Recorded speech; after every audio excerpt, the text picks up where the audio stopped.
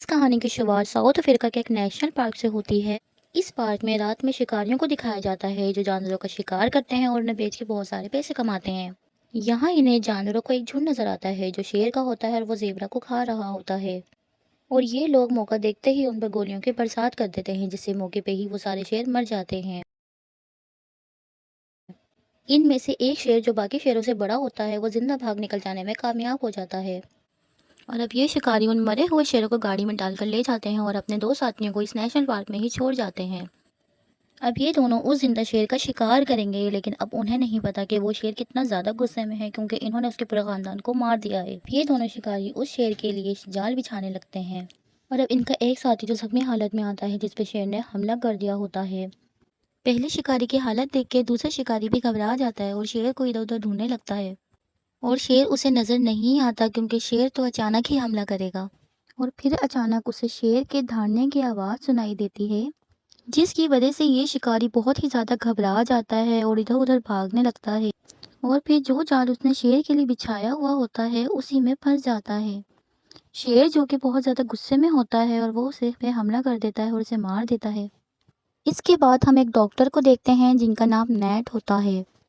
یہ اپنی دو بیٹیوں میئر اور نورا کے ساتھ اس نیشنل پارک گھومنے کے لیے آتے ہیں۔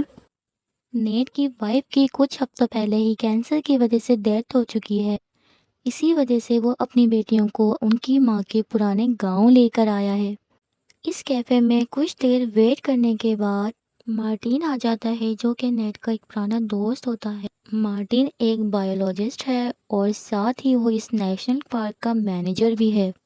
مارٹین نورا اور میئر کو ان کی ماں کا پرانا گاؤں دکھاتا ہے، اور پھر یہ لوگ مارٹین کے گیسٹ ہاؤس آ جاتے ہیں۔ صبح ہوتے ہی مارٹین انہیں نیشنل پارک گھمانے کے لیے لے کر نکل جاتا ہے۔ یہاں نورا اور میئر الگ الگ قسم کے جانور دیکھتی ہیں اور کافی خوش ہو جاتی ہیں، اور یہ سب ساتھ ہی ایک اچھا وقت گزارتے ہیں۔ جہاں مارٹن کا ایک دوست بنجی ملتا ہے، وہ ایک گن تیار کر رہا ہوتا ہے اور انہیں دکھاتا ہے جو ایمرجنسی کے سچویشن میں ان کے کام آئے گی۔ وہیں انہیں کافی سارے شیر نظر آتے ہیں، انہیں دیکھ کے یہ سب شاکڈ ہو جاتے ہیں، اور مارٹن انہیں بتاتا ہے کہ ان سے ڈرنے کی ضرورت نہیں، یہ سب اس کے پلے ہوئے شیر ہیں۔ مارٹن کے پاس جاتے ہی شیر اس سے لپٹ جاتے ہیں اور کھیلنے لگتے ہیں۔ وہیں مارٹن ایک شیرنی کو دیکھتا ہے جو زخمی ہوتی ہے۔ شیرنی کا زخم دیکھتے ہی مارٹن سمجھ جاتا ہے کہ رات شکاریوں نے اس کا شکار کرنے کی کوشش کی ہے، اور وہ اپنے دوست منجی کو کہتا ہے کہ وہ ڈاکٹر کو لے آئے جو شیرنی کا علاج کر سکے، اور پھر مارٹن نیٹ اور اس کی دونوں بیٹیوں کو یہاں سے لے کر نکل جاتا ہے۔ یہ لوگ پاس کے ہی ایک گاؤں جانے کا فیصلہ کرتے ہیں اور جلد ہی وہاں پر پہنچ جاتے ہیں۔ وہاں پہنچنے پہ انہیں پتہ چلتا ہے کہ وہاں کے تو سارے ہی لوگ مارے جا چکے ہیں، اور جانچ پڑتال کرنے کے بعد معلوم ہوتا ہے کہ یہ کسی ایک خونخوار شیر کا کام ہے۔ مارٹن نیٹ کو بتاتا ہے کہ شیر یہیں کہیں موجود ہے کیونکہ ان لاشوں پہ لگا خون ابھی بھی تازہ ہے۔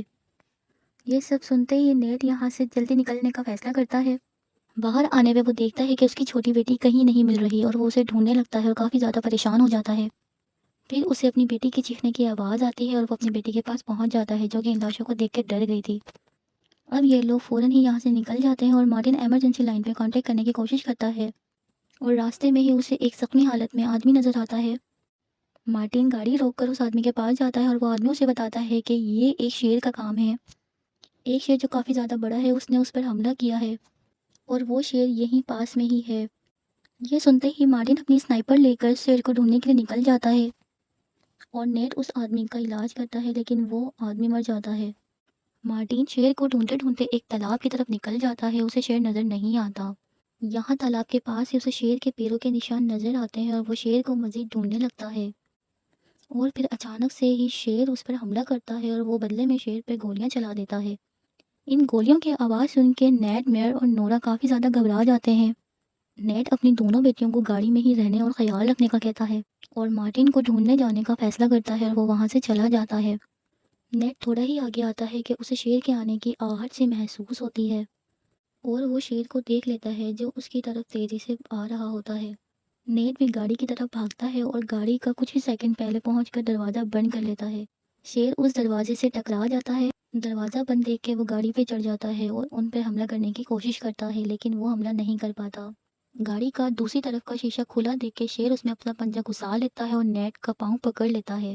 نیٹ شیر کے منہ پہ پیر مار کے اپنا پنجہ چھڑا لیتا ہے۔ اسی گھبراہٹ میں اس کی بڑی بیٹی گاڑی کا انجن سٹارٹ کر دیتی ہے اور گاڑی چلنے لگتی ہے اور ایک کھائی کی طرف چٹان سے ٹکرا کر رک جاتی ہے جو کبھی بھی گر سکتی ہے۔